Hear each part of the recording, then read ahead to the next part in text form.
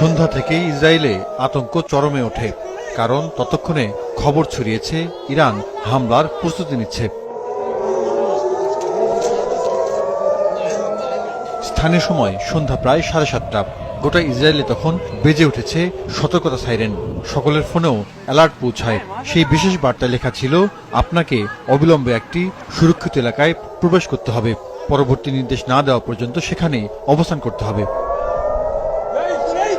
বার্তাটি পাঠিয়েছিল ইসরায়েলের প্রতিরক্ষা বাহিনীর হোম ফ্রন্ট কমান্ড। বলা হয়েছিল এটি জরুরি এবং জীবন রক্ষাকারী নির্দেশনাবলী।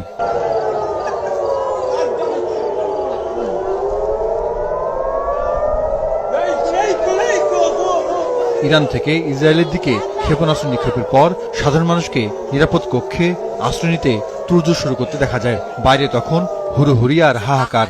আশ্রয় কেন্দ্র বিল্ডিং এর একটি নিরাপদ অংশ, যেখানে কোনো জানালা নেই। অনেকে তখনও আশ্রয়কেন্দ্রে পৌঁছাতে পারেনি। ক্ষেপণাস্ত্রগুলি তখন তাদের মাথার উপর দিয়ে উড়ে যাওয়া শুরু করে। উড়ে যাওয়ার সময় ক্ষেপণাস্ত্রগুলোকে আকাশে আলোর প্রবাহের মতো দেখা যাচ্ছিল, আর লক্ষ্যবস্তুতে আঘাতের পর তীব্র শব্দে বিস্ফোরিত হচ্ছিল।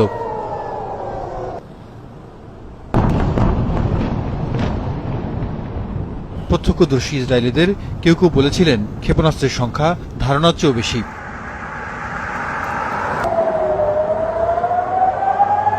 ইসরায়েলি সৈন্যরা লেবাননে আগ্রাসনের কয়েক ঘন্টা পরই এই ক্ষেপণাস্ত্র ছুড়েছিল ইরানের রেভলিউশনারি গার্ড। তারা সাম্প্রতিক হামলার প্রতিশোধ হিসেবে ক্ষেপণাস্ত্র ছোড়ে।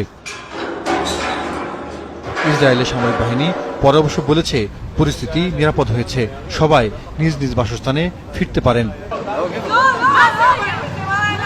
ইসরায়েল বাহিনী গাজা, লেবানন, সিরিয়া বা ইরাকে যেমন হামলা চালায়, তেমনি পাল্টা প্রতিশোধেরও শিকার হয়। তখন এভাবেই লুকিয়ে বাঁচতে হয় সাধারণ ইসরায়েলিদের, যা চলছে দিনের পর দিন, বছরের পর বছর।